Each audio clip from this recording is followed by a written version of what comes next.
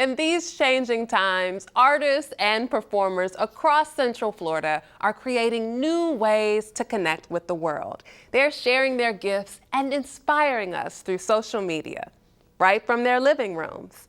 You're watching a new show on Vision TV called Live from Home, and we're starting in 3, 2, 1.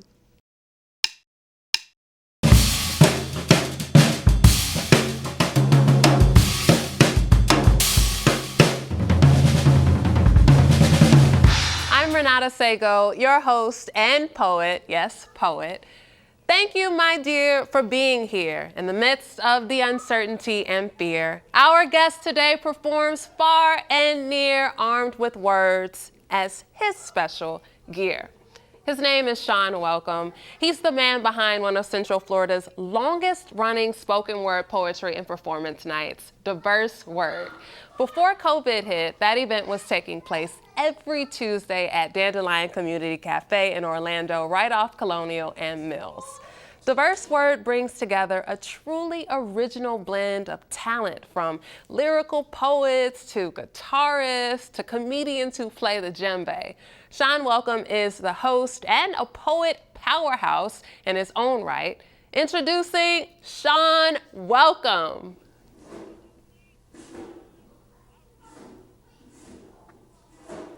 Ships are safe in harbor, but that's not what they're built for, I get it.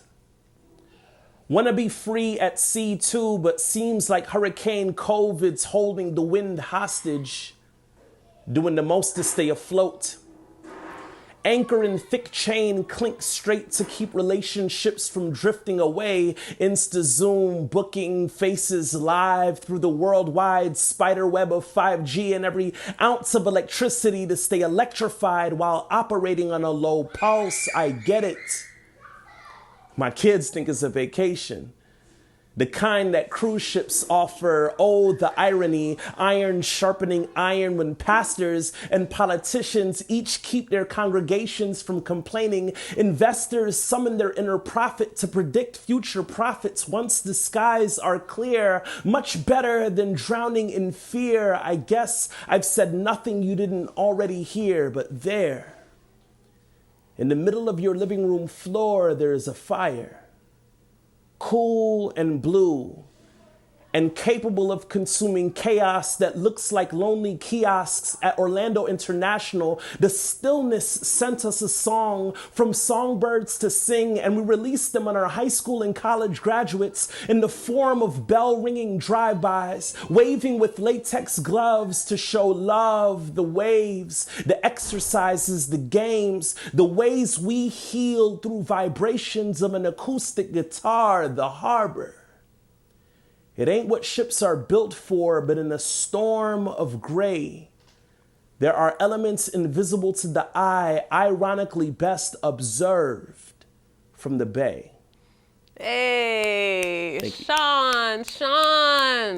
Deep, and very realistic, very real. Thanks for being here and sharing that poem. Can you appreciate that, Renata? Yeah. Absolutely. Did you just write that? Was that new?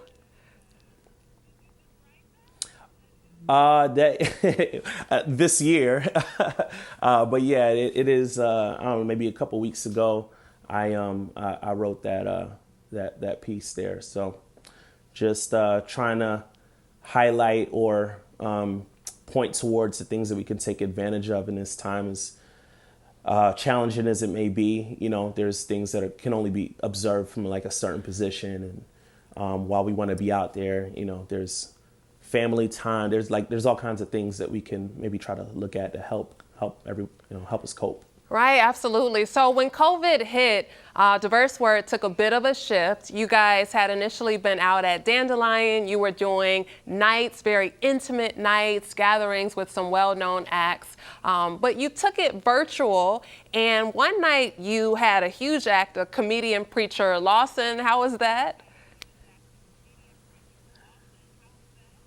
That was great. I mean, Preacher came out to Dandelion, or used to be there for years. I want to say maybe 2011, 2012. ish, somewhere around that time frame. He started coming out and was there for several years, just performing on a weekly basis. And when we transitioned the open mic night to online, I reached out to him to see if he would come back on the show. Obviously, I mean, for those who don't know Preacher Lawson, he is world famous now, comedian doing shows all over the world, literally. And so he was glad to have him back as a guest just to talk about his process and how he's managing his space now. Awesome. So one thing that I noticed about Diverse Word is that you guys bring a host of different kinds of people from across the region. Can you talk a bit about the purpose of the diversity of talent and sort of the mission that you have beyond just expressive words? Yeah, so in terms of the diversity of talent, one of the main reasons that I started the open mic night to begin with was to sort of mix up the styles and the types of poems and the people. Like, I felt personally that the open mic nights prior to Diverse Word was a bit homogenous, you know, people kind of like in their same groups, or you would hear kind of the same things according to what venue you went to. And that's something I thought there was space for in Orlando to change up a little bit. And so, yeah, I feel like we just learn a lot from each other, and the more variety of voices we can hear, and yeah, we just grow, I think, as individuals. So that's really important for me. And having the open mic night online now, we're able to do that across the U.S. through poets that I've connected with across the country over the years. I actually dropped into a virtual night. It was beautiful. You know, you had people not only from Central Florida, but also throughout the region. Can you talk a bit about the role that healing plays in the nights and the way that people are using the arts to find a sense of power and purpose? Absolutely. Yeah. So, I mean, in the real, human contact space, there's something that we gain, just from connecting with each other and laughing with each other and hearing some music. Like there's just the energy that's there that we don't, necessarily have right now. And so the opportunity for people to come on the online platform, I think, creates as much as we can a sense of normalcy. We don't know like how the everyone being inside has impacted people individually. Like some people may think, oh, this is great. Like I've been an introvert my whole life, and now I have an opportunity to kind of hone in on that. There's different economic impacts for people, and yeah, we just have different ways of dealing with how the impact of COVID-19 has affected us. So when they're able to get on this online Zoom call where they're hearing poetry and hearing other people's expression, across various topics, it does create that sense of normalcy, and at least for a moment can maybe either take your mind off of maybe something you may be struggling with. People since 2006 have been accustomed to having that sense of relief, in real time, in, human to human contact, whatever. And so I feel like the space is already there, at least for those who are used to going out there, and there's no change. There's just, hey, we're doing it this way this time. Now, I think it brings a lot of healing for people, but you'd have to ask those, individuals how, I don't want to speak on anyone's behalf, but yeah. Now, you yourself, you're originally from New York, but you moved to Florida when you were about 10 years old or so. Tell us a bit about the role that poetry played in your earlier years and your transition into adulthood. Yeah, so in my earlier years, there wasn't much poetry, really. I mean, I feel like I've always been a creative. I used to like try to write like little plays with my cousins, or like try to do a makeshift book, like write my own little, books or whatever. But there wasn't a pronounced like I love poetry since I was a little kid. Like I was a basketball player, I had hoop dreams. Like I was an athlete. And so my senior year of high school, when I moved back up to Brooklyn, that's when I discovered that I had this gift for writing and creativity and expression. And I ended up moving back down to Orlando to start college. And I started to go to different open mic venues to find avenues to express this like newfound gift. And it snowballed from there. But yeah, so I mean, the role that it played in my life, I mean, it's opened up so many opportunities for me to develop my own speaking skills, my own comprehension skills. I've been able to do voiceover work with Full Sail University, and opportunities to speak to young people. And those weren't things that were necessarily like on my mind, but when I developed the discipline and the talent to create content and perform for audiences, it gave me that confidence and opened up those other opportunities for personal development. Phenomenal. So how has this whole quarantine situation shifted maybe how you approach diverse word and the vision that you have for the night looking forward? Okay, it's a good question. So I don't know. Let me see. So I think the vision for the online platform is I really want to just keep people connected as much as I can, leveraging my influence, what have you, to do that. And I do have a team of people that help with that. Blu Bailey, Dr. TJ, Dennis Amadeus, and Damani Corbin we're all kind of like in this together to, see what we can do.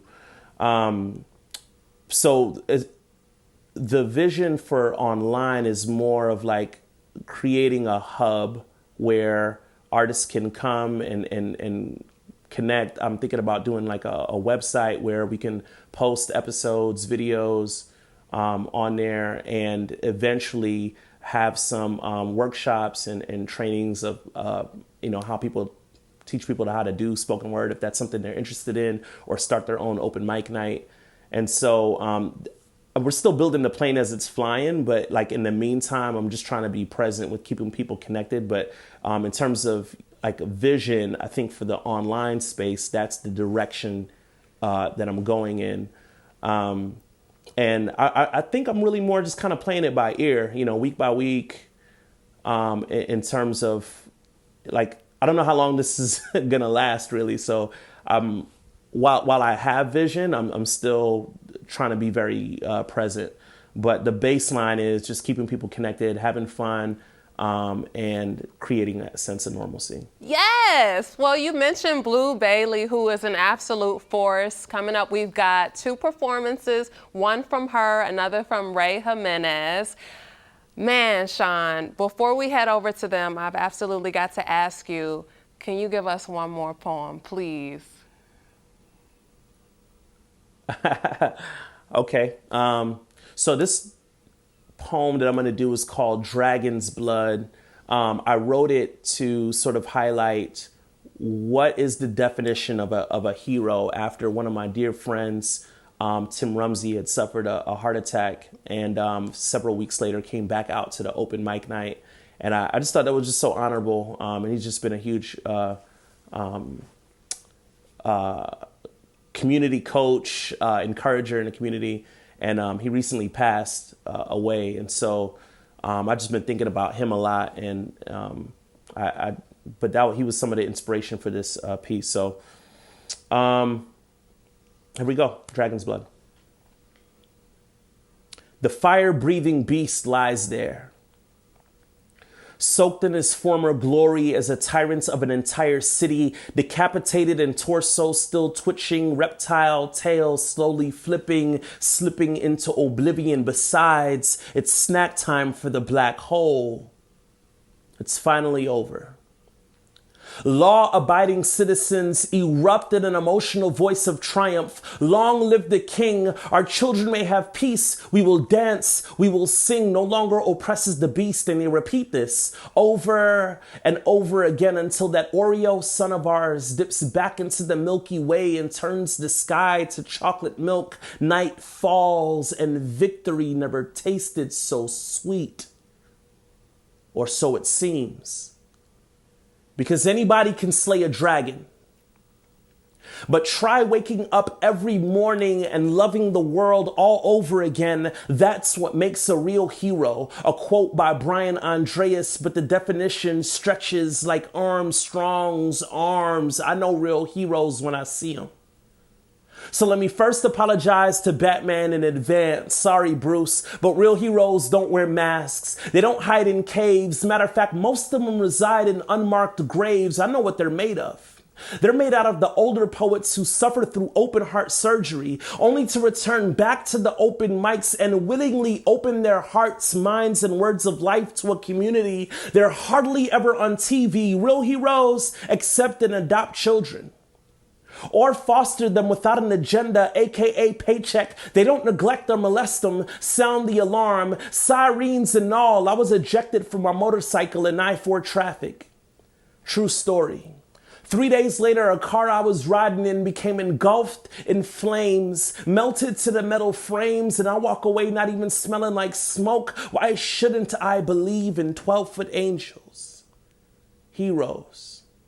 Try waking up every morning and loving the world all over again when a loved one falls asleep forever. You, survivor of whatever, you, battling or been through a divorce, I encourage you all to just hold on. The gunfire will cease and the smoke will clear. Humility is rare, but this isn't about biting your tongue. This is about chewing on wisdom and spitting the truth, about doing what's right if it costs you your life. This is why I idolize the most misunderstood man known to mankind. Kindly tell me why there's so much hate in the world when love's been exemplified. Who's your hero?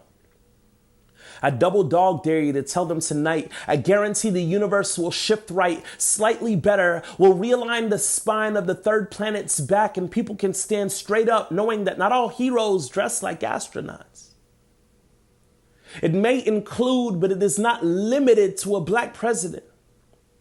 You're not obligated to join the army to be all you can be. Some of the bravest Purple Hearts I know are singing the blues, walking in hand-me-down shoes, yet wake up face to face in front of a bathroom mirror, thinking of saving someone other than themselves. These I classify as heroes, classify as she-ros, so go ahead and bury the beast. Celebrate with bloody sword in hand, boasting and bragging. However, just remember that anybody can slay a dragon. Yes. Oh, Shawn, thank you so much. Thank you so much. I think you have healed the people who are experiencing the quarantine, all of us. As we transition into Blu and Ray, just really quickly, can you tell us a bit about how you met them? I know you met Blu through your group, Diverse Elements, right? Yeah, Diverse Elements. That's my crew. We met at AKA Lounge. That was an open mic spot that a few poets used to go to, and we all kind of just met up there. So that's how I met Blu, and then Ray, he's just a phenomenal guy, curator of arts here in Orlando, poetry related events, and so I just kind of met him just in different poetry circles, and he's helped out quite a bit with Fusion Fest, both of them actually, which is a cultural event during Thanksgiving weekend. And so it's been great getting to know my peers. And They're Yes. great poets too. Yes, Shawn. Well, thank you so much. Right now, we will experience the greatness that are the performances of Blu Bailey and Ray Jimenez. Let's snap it up for them. Okay, so this I think is my second most personal poem. It's my amplifier poem. I think it tells a lot about my life. So I'm gonna do that one. I said I walk by faith and not by sight, because my heart's my amplifier. I don't need no mic. I said I walk by faith and not by sight, because my heart's my amplifier. I don't need no mic. Ever since I had breath in my lungs, I had a story to tell.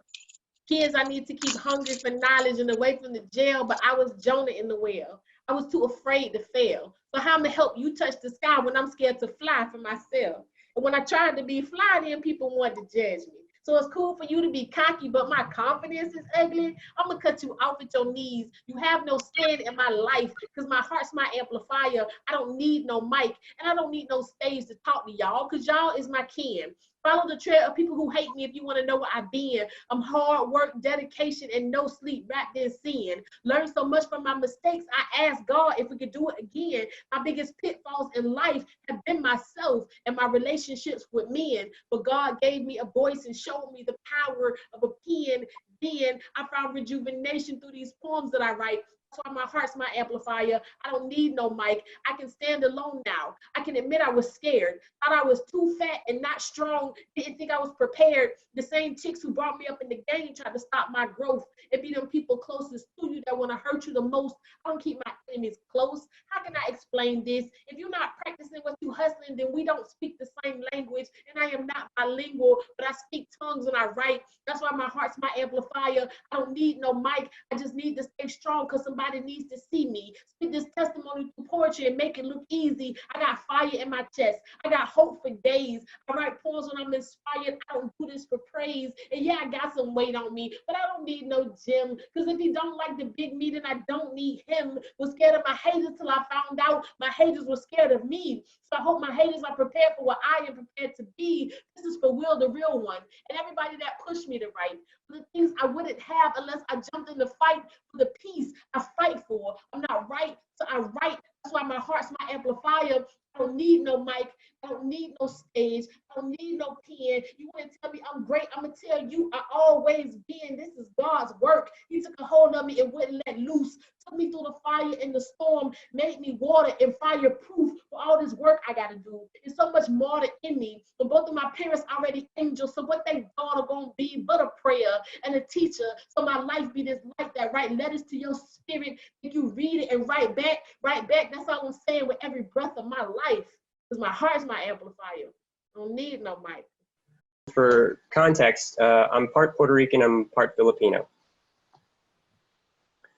The thing about being half dolphin, half shark is that aquariums love you.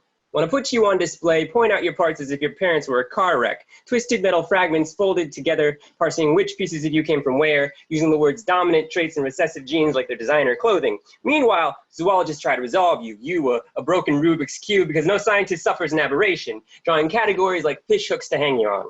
The thing about being half dolphin, half shark is they don't know which tank to put you in. Sharks keep counting your teeth as though you will make sense once the numbers add up. Dolphins listen to your gills and wonder, why is your nose so flat? They'll try to speak to you in clicks and whistles that only sound like clicks and whistles to you. They will secretly make fun of the size of your blowhole. Sharks will question if you even like chum or if that's too much blood for your mouth to handle. You'll have to prove your evolution with every bite. Try not to play so nicely with humans because it looks bad. The sharks, though, will think there's too much dolphin in you. The dolphins, well, they'll think there's too much shark in you. Can't get past the smoke in your eyes, how you chew too loudly. The thing about being half dolphin, half shark is you learn how to be alienated from both classes. How not to belong to anything because you were born not to belong to anything. You try to remember that your parents birthed you out of love, not permission. Try to remember that unlabeled does not mean unnatural, that labels are zoologist concerns, not yours. But the thing about being half dolphin, half shark is that humans only like you behind glass. You see, people can't handle contradictions. When they see fangs, they need walls to keep you in. List you as threatening, not satisfied unless you're performing. Willing to feed you so long as you stay blunted jaws and raised flipper, but still, you become the nightmare they want to be rid of. fins swimming down Main Street without asking permission. They start imagining their neighborhoods as steel cages, submerged youth circling to make meals of them. They think they make good meals. You know, they sell spoiled catfish. They know you long for salt water, for ocean floors fathoms from their incessant splashing. But the thing about being half dolphin, half shark is that people see what they want to, forget what they want to. Will make you the main course if it feeds them. Will make you the star attraction if it pleases them. But no matter how they tax you, you must remember you're not really half anything. You're a whole everything. You're the stuff of legends, the myths they tell, because that's what humans do when they don't understand something. You become Kraken, Scylla, Charybdis. You become Bigfoot, blurring out assumptions. Become Phoenix, rising from the ashes of their disbelief. You must remember that legacy is a wake you leave, and not the grumblings of bipeds who never ventured beyond the shallows of gene pool. Bipeds who scream and shout and march and burn, but never use their voices to echolocate the truth in the dark. But the thing about being half dolphin, half shark, the most important thing about being half dolphin, half shark, what you must remember about being half dolphin, half shark is that you decide what that means. If you don't, someone will do it for you. Label you a freak, mistake, a traitor, or a fake. They will shove you in the smallest container they can find, smile and wave as you thrash against the sides. Neither your very inheritance is the ocean that the sea runs through your veins, but it does what it is. You are a colossus of roads standing between continents. You are a bridge in a world filled with walls. You are enough, so don't ever let anyone tell you different. Thank you. Oh, let's snap it up. Or as Shawn says, let's clap it up. Clap it up for the power of words spoken from true poets right out of Central Florida. Shawn Welcome, please tell us where we can experience more diverse word.